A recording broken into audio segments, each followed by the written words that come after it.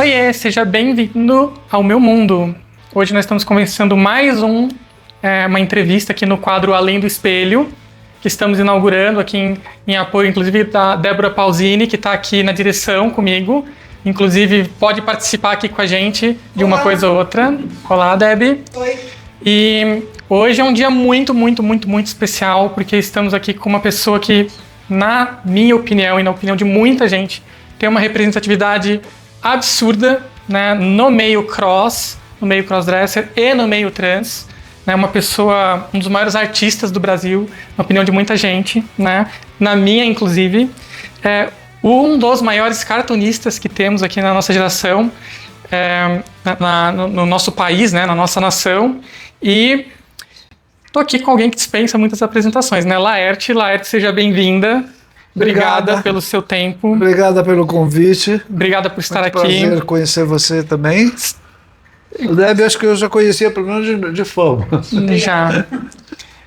De fama, agora. Você viu? Agora, obrigada, né? Nós estamos aqui, inclusive, no Le Closet, de novo, né? Apresentando aqui esse lugar histórico. E até vou começar falando um pouquinho sobre isso, sobre história aqui com a Laerte. Começar falando sobre crossdressing, BCC, Le Closet, até porque ela chegou aqui, acho que é a primeira vez que estava conhecendo esse espaço ou não? O Le Closet, sim, eu nunca estive aqui.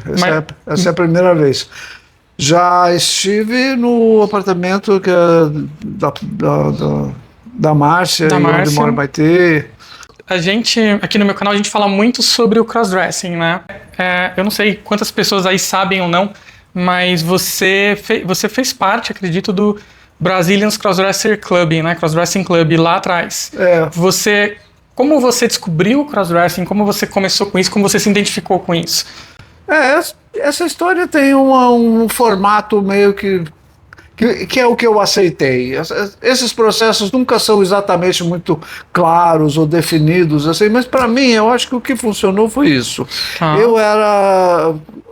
Eu tinha um problema muito grande com a minha sexualidade, com o meu desejo por homens, que já vinha acontecendo desde que eu tinha 16, 17 anos, mas eu sempre escondi, eu sempre bloqueei isso, assim, durante a minha vida adulta quase toda. E chegou um ponto que eu não consegui segurar mais, não vi mais sentido em bloquear isso.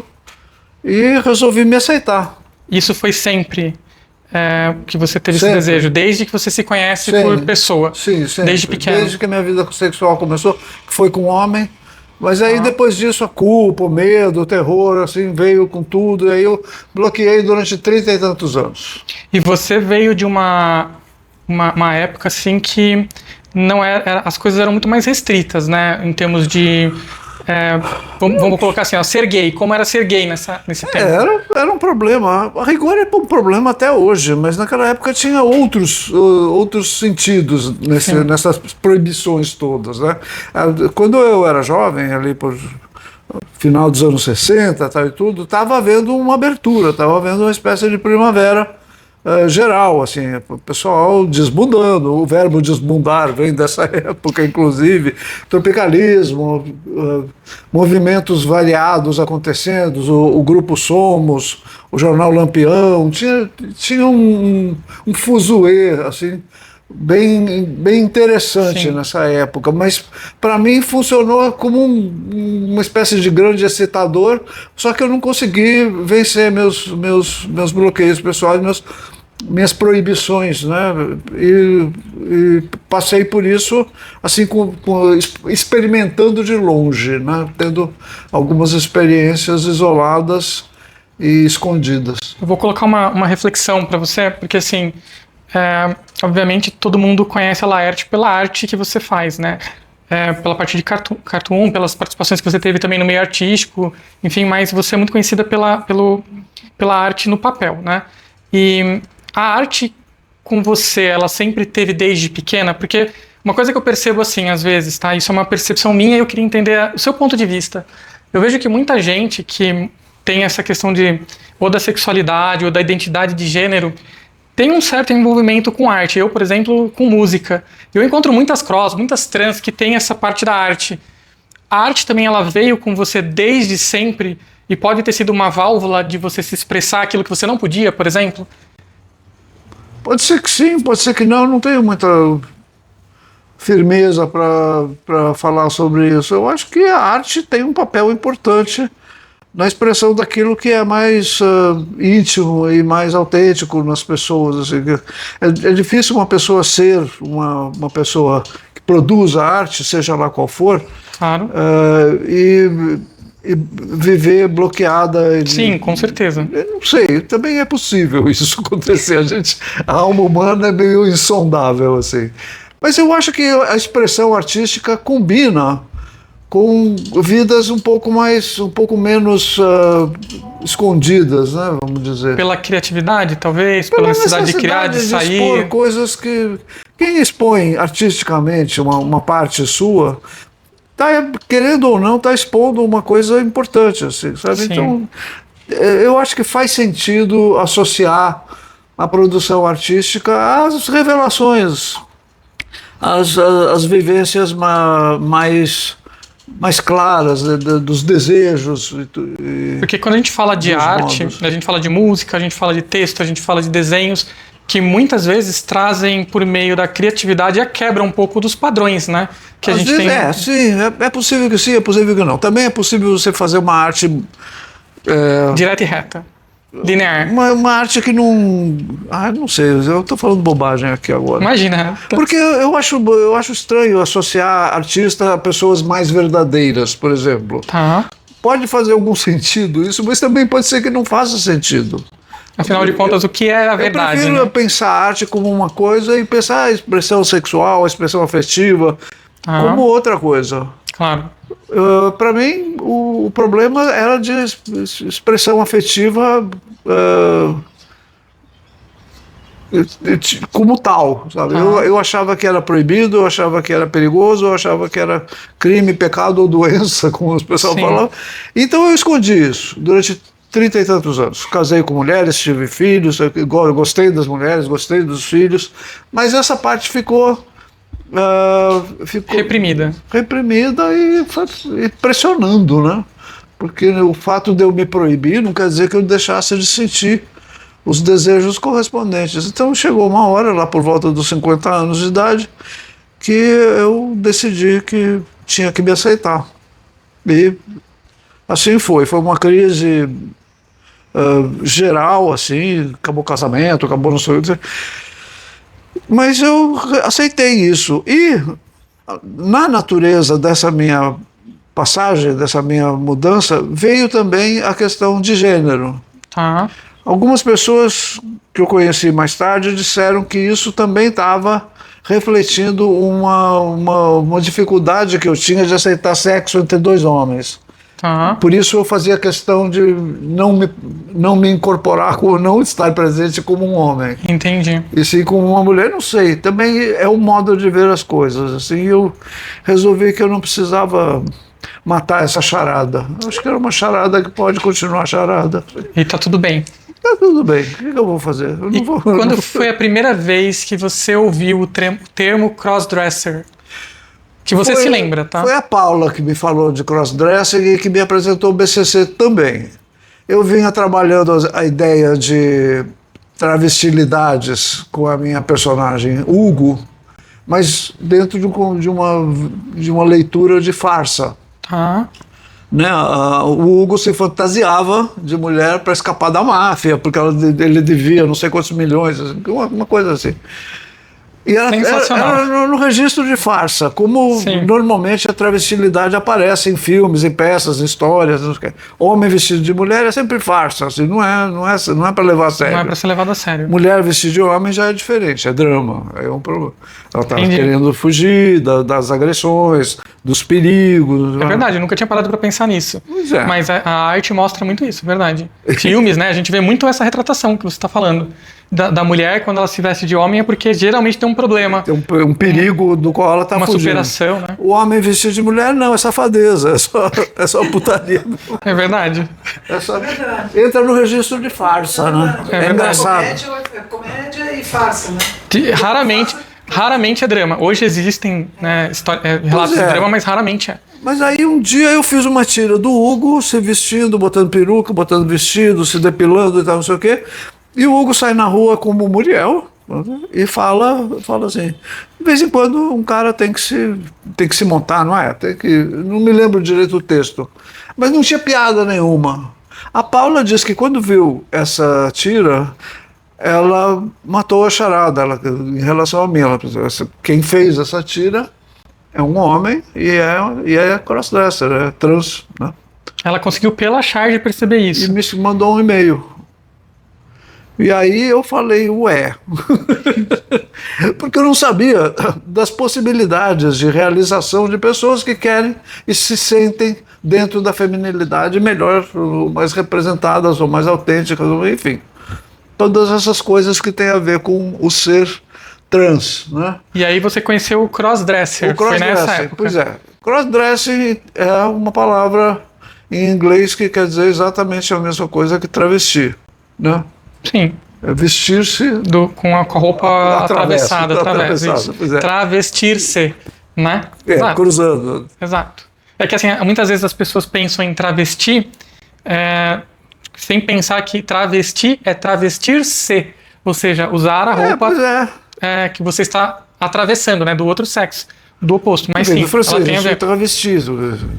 se travestir, bom, enfim, é isso aí. É isso, perfeito. Acontece que essas palavras todas, quando entram na vida da população, elas vão ganhando contornos, formas e significados. Sim. Para travesti virou, durante um tempo, acho que hoje é diferente, mas virou o homem que se prostitui. Infelizmente é isso. Pois é. Muitas vezes. Não, eu acho que já está bem Tá um diferente. pouco melhor, mas ainda tem gente que enxerga assim, mas sim. Bom, enfim. E o crossdressing ficou designando homens que se vestem de mulheres de vez em quando. Isso, muito bem. Que tem momentos em que se vestem de mulheres, se montam em ocasiões e lugares especiais, como esse aqui, por exemplo, que é o Le Closet, que quer dizer armário. Bom, Em francês. nada disso é à toa. Sim. O fato é que eu aderi à ideia de fazer parte de um grupo de pessoas assim. E naquela época, vamos dizer, foi antes de você se identificar ainda como uma pessoa transexual, foi um Eu não dos... sou transexual, eu Não. sou transgênero. Desculpa, transgênero, perdão. Pois é, você vê Sim. quanto nome, eu quanta também... coisa que a gente tem que ficar Exato, lidando. é verdade. A gente tem Mas que ficar você sabendo- é isso? Tal, mulher, crossdresser, trans? Né? Como você vê isso? Porque Eu assim, procuro não ver muito. essa necessidade de tanta sigla, de tanta... Pois é, porque todas essas coisas não estão desvinculadas, não estão boiando no ar. Elas correspondem a movimentos, a pessoas, a tensões, a conflitos, a problemas reais e concretos que as pessoas têm. Bom, então elas acabam designando tribos, acabam designando Sim. conjuntos de comportamentos. Eu frequento um site de encontros sexuais, onde CD, por exemplo, que é crossdresser, quer dizer uma coisa muito específica.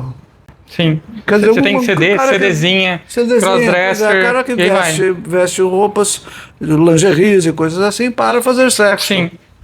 Tem Então, essa... aí sim... esse fetiche, né? Essa aí fetichização. está na área do fetiche, né? Sim. Quando eu comecei a aparecer e me apresentar publicamente com roupas femininas, veio um pessoal fazer uma matéria, dos muitos que vieram fazer matérias, e perguntavam, quando começou esse fetiche? E aí eu já entendi que eu devia tentar esse espaço na mídia para deixar um pouco mais definida a questão da transgeneridade. Daí eu falei, não é fetiche. Não é fetiche, é uma expressão de gênero. Ah, tá. Então, os repórteres também estavam meio fora do... E isso é uma coisa que você vê que te incomodava, essa tratativa das pessoas? Ela era maliciosa ou era um erro simplesmente por falta de conhecimento? Naquela época eu estava muito excitada com o assunto. Tá. Para mim, era muito importante e empolgante também o movimento que eu estava fazendo, porque não era pouca coisa. Eu tinha acabado de me assumir bissexual, então eu já tinha falado com os meus filhos, olha, seu pai é bissexual. E os meus filhos falaram, tá, tudo bem, pai. Aí, quando eu falei, olha, seu pai vai aparecer por aí vestido com roupas femininas. Aí minha filha perguntou se você vai botar peito também. Eu falei, não sei. Ainda não resolvi essa parte. Como foi então para a família esse processo seu? Ele foi um processo... Pois é, com os meus filhos foi super tranquilo. Eles não ficaram mal, não ficaram tensos, não ficaram... Eles falaram, tá bem, pai, então não sei o quê, tá o quê. Acho que eles já deviam ser sacados. Minha mãe também recebeu com uma naturalidade espantosa, assim. Conhecendo minha mãe, a pessoa que ela é, eu hoje entendo que esse é o jeito dela. Meu pai não, meu pai ficou contrariado, achou esquisito, tá, não sei o quê, e com o tempo acabou aceitando, porque ele também não é de manter situações de conflito durante muito tempo. A minha mãe não, de cara ela já topou, já perguntou se eu usaria um vestido que ela tem, que ela tinha, que ela não queria mais, que eu não sei o quê. Você usou? Usou. Curtei e você era casado na época ou não? Eu tinha uma namorada, assim, era uma coisa quase conjugal, a gente se via todo dia, a gente dormia junto todo dia, era uma coisa de todo dia, né? E ela aceitou esse momento ou não, isso teve acabou uma certa tensão também, mas depois ela também entrou, participou e tudo, e a gente acabou tocando o bonde. Eu acho que o término da nossa relação não se deu por causa disso, exatamente, claro. né? Então houve uma aceitação. Sim. Porque hoje um dos maiores conflitos que eu vejo assim, né, é uma coisa que eu vou colocar aqui também que eu vejo por aí, né, não lembro agora em qual programa que eu vi, mas um Discovery da vida, falando sobre que boa parte dos gays, ainda nos dias de hoje, eles não se assumem, né, e eu penso, se os gays não se assumem, imagina as trans, né, aí eu vou pro mundo das crossdresser, que muita gente pratica essa questão da travessia da roupa, tem a necessidade de se ver, mas nem sabe o que é crossdresser, né? Não está muito preocupada com a sigla. Simplesmente tem a vontade de fazer, a vontade de se ver. E muitas são pessoas transgêneros mesmo, né? Que gostariam de se ver como mulher, mas acabam não se assumindo, né? Porque é muito por conta de família, por conta de trabalho. O que você acha que foi mais difícil para você, família ou trabalho? Porque você é uma pessoa. Pois é, mas o meu trabalho também me favorecia.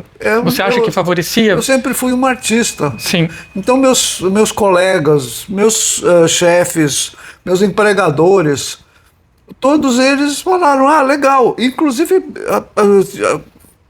ficaram até interessados e entusiasmados com isso, porque me trouxe muita notoriedade. Portanto, por tabela, trouxe notoriedade também aos veículos onde eu publicava. Sim. Eu tive conflitos com o meu trabalho em relação aos jornais, aos patrões, às editoras, quando eu resolvi mudar a natureza das minhas tiras, que não tinha nada a ver com gênero. Entendi. Quando eu parei de desenhar personagem, quando eu parei de fazer o humor típico que eu fazia, tal, não sei o quê. Isso teve mais impacto do que propriamente... Sim. Mas era assim que seria para você na sua cabeça ou não? Porque muitas vezes a gente carrega um estigma, né, de que não dá para ser. Eu tinha uma certa confiança de que não ia ser problema não com a parte de trabalho. Tá. Primeiro porque eu já tinha passado um certo vendaval com a aceitação da nova natureza das minhas tiras. Sim. Então eu já tinha passado uma coisa assim, difícil. Segundo porque a Folha sempre bancou as minhas loucuras. Terceiro, isso é bom. Isso é bom. Terceiro, porque eu tinha confiança de que não ia dar nada errado. Eu sou artista, eu sou branca, eu sou classe média, eu sou, dentro do contexto social do Brasil, eu pertenço às camadas que tem mais liberdade de ação mesmo. Sim. E é verdade isso, a gente pode fazer qualquer merda. Que as pessoas vão falar, que loucurinha, não sei o quê. Né? Agora... vai a pessoa ser negro, morar na favela, não sei o quê, ter amigo que está no tráfico, que está não sei o quê, qualquer merda que o sujeito faz, chama a polícia, não pode, não, assim não pode. Verdade, infelizmente tem muito disso. Pois esse é o Brasil também, né? Sim, muito seletivo, é um fato.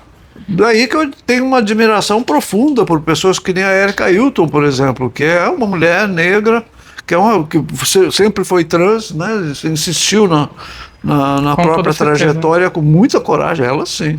Então, você vê que talvez o maior desafio, ou não teve desafio para você se assumir como mulher, Teve. foi um desafio muito mais interno do que externo, no seu caso. Exatamente, eu acho que foi muito mais interno do que externo. Eu tive grandes conflitos com o meu aspecto, com a minha aparência, com o ponto até onde eu deveria ir com as minhas modificações. Eu devia ou não me hormonizar, devo ou não fazer implante de seios, devo ou não... Fazer cirurgia de redesignação eu nunca pensei, francamente, eu sabia que eu não ia fazer. E a cirurgia eu considerei mesmo, estava bem perto de fazer. Mas o João Nery, que eu conheci, me falou, olha, ele tinha minha idade também. Ele falou, na nossa idade, nenhuma intervenção é sopa. Boa, né? E ele tinha passado por uma designação braba na década de 70. Então você imagina. Você chegou a desenvolver disforia ao longo desse processo? De imagem, de você não se aceitar, não se ver? Chegou a ter problemas com isso ou não? Nessa sua jornada? Chegou um momento que você olhava assim e falava, eu não gosto do que eu vejo, por isso eu preciso ser a Laerte. Eu ficava tentando buscar um blend entre a pessoa que eu sabia que eu era, a imagem que eu via no espelho, e uma imagem idealizada do que é feminino, do que é beleza feminina, do que são traços. Eu tentava fazer essa composição, assim, e nunca foi uma coisa muito simples, e nem... Nunca é. Nunca foi, e até hoje não acho é. que é um desafio para quase todas as mulheres trans ou cross. Acho que tem essa questão de perseguir, né? Passabilidade, exato. E tudo isso responde a inquietações que têm origem em preconceitos mesmo, Sim. porque a gente tem preconceitos, a gente tem uma visão idealizada do que é mulher. Com toda né? certeza. Você não é mulher. Isso é uma coisa que a pessoa vai ouvir a vida inteira. Assim. Você não é mulher. Você não é mulher é uma coisa que pode ser dita para metade das mulheres. Metade ou uma grande parte das mulheres. Se for colocar as regras que elas mesmas aplicam, né? Sim. Não, você não é mulher. É verdade. Eu não sou. O que define, né? E o que define a mulher? Isso eu também eu perguntei para várias amigas. O que te faz entender, sentir e celebrar o fato de ser mulher? Exato. A minha mãe falou, é ter filho. Desculpa. Pô, com isso. Mas a gente pode ter filho sendo trans. Né? Não pode. Passar pela gestação. Não, tudo bem, não parto, podemos ter gestação, mas podemos criar o filho. O que é ter filho? Podemos Não, eu tô criar, brincando. Sim. Simbolicamente a gente pode. Né? Que aí existe aquela questão, né? Mas a experiência física de engravidar e ainda não, parir, pelo menos, né?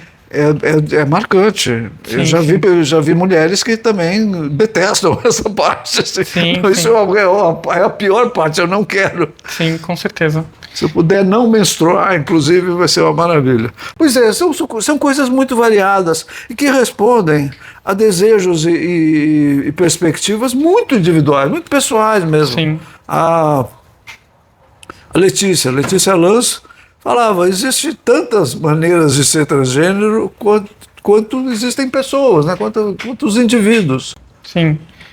Não existe uma maneira única de você expressar sua identidade, mesmo como trans, né? Mesmo mulheres trans têm formas diferentes de serem mulheres trans. Então, umas vão precisar, sei lá, fazer a resignação sexual, outras vão estar bem usando barba e vão se identificar dessa forma. Então, acaba existindo assim uns amálgamas de comportamento que não tem jeito, as pessoas vão se entendendo, vão se sentindo confortáveis, vão se amparando umas às outras e vão criando esses hábitos. A Duda, por exemplo, a Gláucia, ela tinha... A Duda Nandes, só para o pessoal saber quem é. A Gláucia é a Duda Nandes. A Duda. E ela tinha esse espaço onde ela recebia pessoas, homens, que iam lá se montar, né? Então ela tinha uma arara, várias araras, né, de roupas, de perucas, de acessórios e tal e tudo, e as pessoas, foi lá que eu... Aí tinha uma experiência completa de se ver, né? Foi o que eu fiz. Primeiro passei por uma uma depilação total. E essa foi a mais marcante para mim. Me olhar no espelho totalmente pelada e depilada foi uma revelação que roupa nenhuma parelhou, sabe? Você olhou e falou, é assim que eu me vejo, foi quando você começou a ter... Eu nunca tinha me visto sem a roupa de pelos que eu tinha, né? Eu não era um homem muito peludo, mas tinha. Então, usar uma calça, por exemplo, gerava uma sensação de contato que não ter pelos cria uma outra coisa, né? Sim, com certeza. São pequenas sensações outra realidade que a gente vai sentindo. E me olhar e me ver sem pelos, assim, foi quase assustador. Eu fiquei comovida de me ver. Nossa, olha só. Sempre existe aquela questão da primeira vez que a gente se conecta com nós mesmas, né? Nesse lado feminino. Sim, mas não ter pelos é só uma dos aspectos verdade. Que pode... Aliás, mulheres têm pelos. Sim, em menor quantidade, mas tem. Sim, mas tem claro. Algumas mulheres têm igual quantidade. Inclusive, mulheres, quando decidem partir para uma transição masculina, né, para virarem homens trans, ao tomar os hormônios já desenvolve barba, já desenvolve tudo, porque os pelos estão ali, né? Sim, eles só não são os pelos grossos, do rosto, né? Por exemplo, para hormonizações que homens procedam, eles são mais difíceis de sair. Homens que se hormonizam conseguem ter uma redução dos pelos ou eliminação no corpo todo, menos na cara. Sim. Os da cara são os mais resistentes. Tem que fazer laser, eu sei. Fiz laser. Eu fiz 3 anos fazendo laser. Pois é, e não dá, é só eletrólise mesmo que resolve. Pessoal, espero que vocês tenham gostado da entrevista com a Laerte. Essa foi a primeira parte da entrevista. A gente vai encerrar por aqui, até para ela não ficar muito longa. E semana que vem teremos a segunda parte, que está imperdível. Então, conto com você lá. Super beijo e até semana que vem.